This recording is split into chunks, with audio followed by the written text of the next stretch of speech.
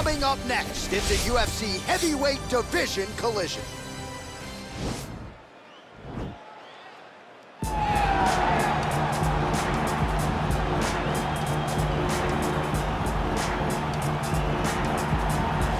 Well, this guy has truly made the takedown a thing of beauty in mixed martial arts. With respect to yourself and George St. Pierre and the truly great takedown artists, this guy's closing the gap and entering that company in the eyes of many. Oh, absolutely, because he's done such a great job of timing takedowns. I haven't seen anyone so good at slipping a jab into a takedown since George St. Pierre. Right. He does a phenomenal job of getting from step one to step two before his opponent even realizes now he's in on my leg. And if they do get their hips back, immediately he's up into a foot sweep or a headlock or an inside trip. It's just so many different ways for him to get you to the floor that he will throw every single one at you every single time. And a lot of fighters talk about that wrestling maintenance and how hard it is, right, over the course of a career to continue to drill those things. He talks a lot about that, and that's why he's continued to realize success here in the UFC. All right, here's the heavyweight wrestler Curtis "Razor" Blaydes representing Team Elevation there in Colorado. And here's a guy who, at least on paper, has more takedowns secured offensively than any fighter in UFC heavyweight history. You know, they talk about specialists, and at times you find a guy that's so good at one skill that you know it's coming and you can't stop it. Curtis Blaydes is one of those guys. He's a national wrestling champion. He's very big, he's very skilled, and he has great cardio. The great cardio allows him to press this wrestling style on guys, and they can't keep up with him. He is solely one of the top 5 heavyweights in the world. And he's certainly got a good work rate for this heavyweight division, works as hard in training as anybody, still in search of that elusive first championship opportunity. Big spot for Curtis "Razor" Blaydes here tonight. And now our tale of the tape for this heavyweight fight. Both fighters 29 years of age. Blaydes weighed in at 265 pounds. He will have a 2-inch reach advantage. And now with the official introductions, here is Bruce Buffer. Ladies and gentlemen, this fight is 3 rounds in the UFC heavyweight division. Introducing first, fighting out of the blue corner, a mixed martial artist holding a professional record of 12 wins, 2 losses. He stands 6 feet 5 inches tall, weighing in at 252 pounds. Tom Aspinall! And now introducing his opponent, fighting out of the red corner. This man is a wrestler, holding a professional record of 16 wins, 3 losses, and 1 no contest. He stands 6 feet 4 inches tall, weighing in at 265 pounds. Fighting out of Chicago, Illinois, Curtis "Razor" Blaydes. And when the action begins, our referee in charge, Eve Loving. The veteran Eve Levine draws the assignment here. You ready?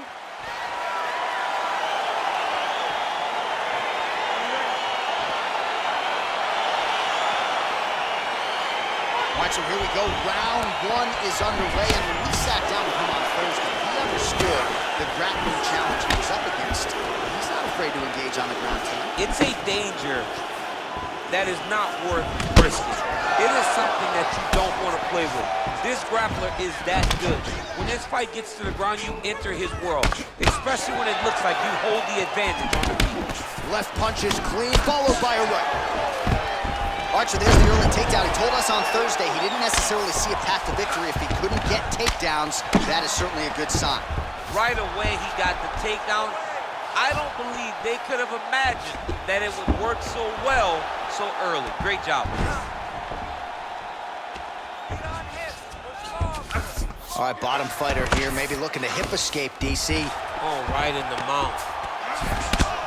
Strong bottom work here, staying busy. Lands the ground and pound strike. He's putting him in exactly the positions he needs to be in right now. He's able to relax here.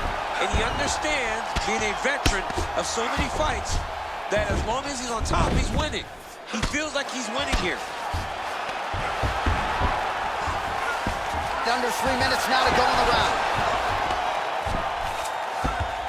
All right, good movement by him here on the ground. He really is a master of these transitions. He is a master of movement on the ground. You never know where he's going to be. You got to scramble. You got to move. Oh, man. This ground and pound is good. Probably my favorite striking realm in MMA, and he's as good as it gets. The problem is his opponent is not controlling his posture. He's allowing his opponent to get up, and when he does, he creates distance and space to land these beautiful ground and pound combinations. Under 2 minutes to go now in our opening round. Pretty good work with the ground and pound here by Blaydes.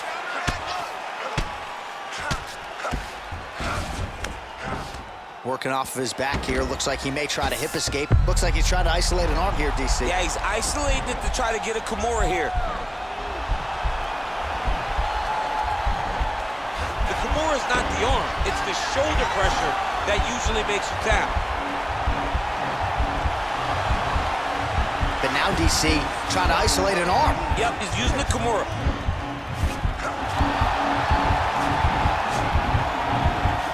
This might just be a matter of time. Oh, nice work from the bottom. Tags him with the punch. Good, solid strike on the ground. Well, you know, I don't like the gi very much, but I have an appreciation and a healthy one for these type of transitions. You can tell he's been in a gi at some point in his life with the way that he moves so freely. I'm skipping jiu-jitsu next week, too. 5 minutes in the books.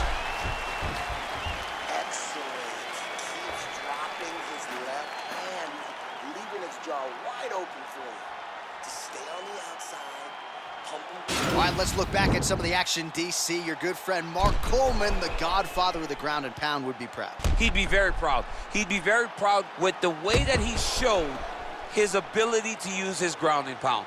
He didn't waste any action. He did everything he needed to do. He was able to posture. He was able to control wrist. He did everything perfectly in his approach in that ground and pound sequence. Massive head kick there. We'll see if he can finish. Oh, nice right hand. The seminal blow of the fight. And it was perfect. It was absolutely perfect, John. Great placement on that uppercut. All right, so now we are on the ground. Now he is in his wheelhouse. We'll see if he can get one of his submissions to pop here tonight.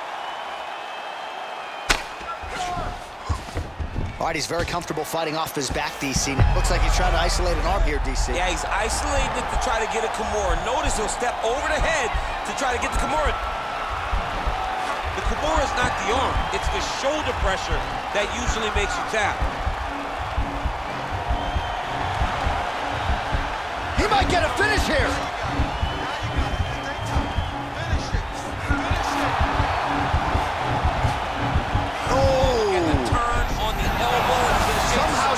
In the fight.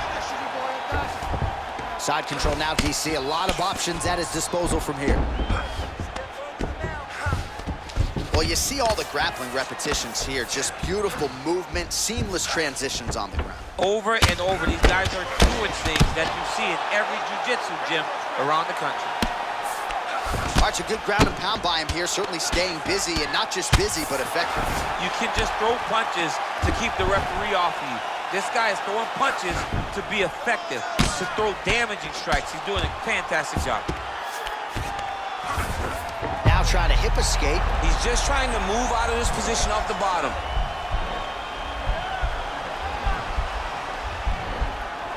The Kimura is not the arm. It's the shoulder pressure that usually makes you tap. But now DC trying to isolate an arm. Yep, he's using the Kimura. Nicely done.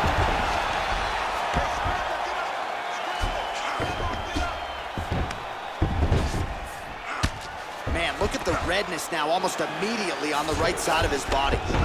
Close guard.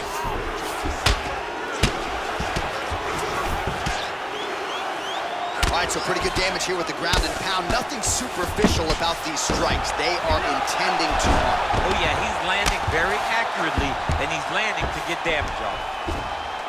Well, you got to be working off of your back. He's certainly doing so here. Nice punch. Lands the right hand. All right, great position for him here. He's got the full mount. See if he can get that ground and pound going. Oh, he's got to get it going, but he can't rush. A lot of times, guys get in the full mount and they rush, they get nervous. They're like, oh my goodness, I'm winning. Reality is, you're winning, but it can change in a matter of seconds because then they can be gone. He's got to drop his hips, be really heavy at the opponent's base, and then just start to work. Make the opponent give his back so that he can try to get his chokes off or find great ground and pound, but very patient ground and pound from such a dominant position.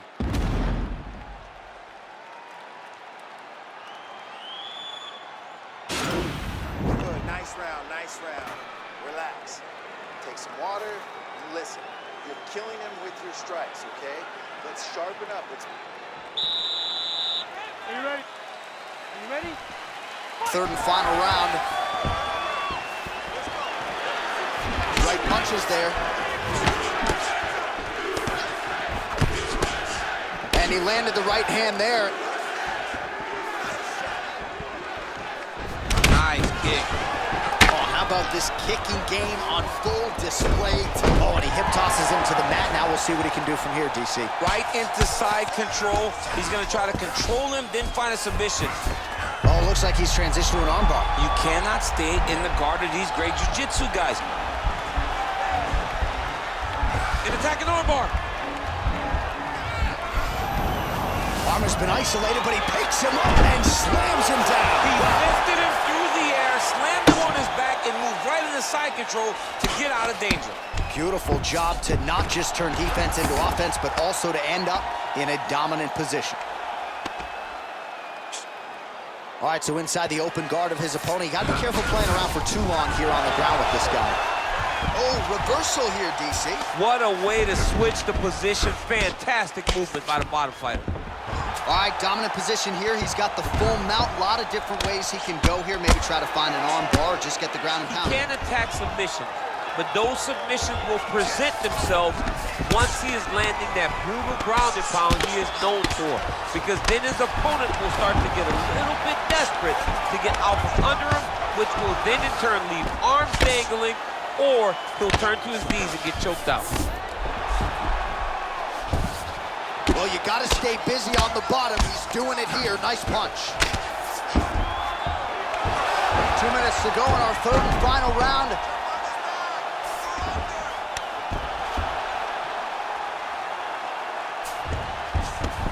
Well, he's more than content to work off of his back, DC, where he has been a magician in his UFC career. Oh, nice job here staying busy off of his back. Nice offense from the bottom.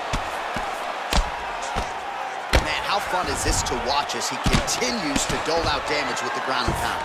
Now trying to hip escape. He's just trying to move out of this position off the bottom. The Kimura is not the arm. It's the shoulder pressure that usually makes you tap. But now DC trying to isolate an arm. Yep, he's using the Kimura. And this might just be a matter of time.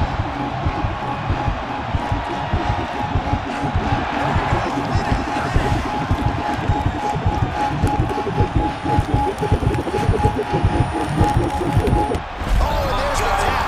He got the finish. What a beautiful Kimura finish by this great fighter. And I don't care how high your threshold is for pain. When you're in that compromised state, better to tap and fight another day. It's so crazy because people think the pressure's on your arm. It's all your shoulder.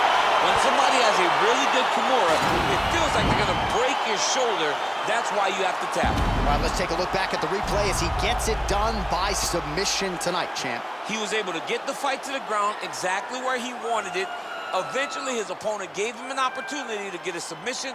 He did that, and he should be very proud of the work he did tonight in the octagon.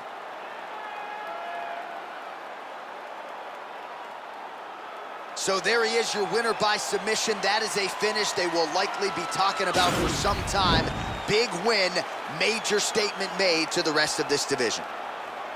Ladies and gentlemen, referee Yves Levine has called a stop to this contest at 4 minutes, 39 seconds of the third round. Declaring the winner by tap out,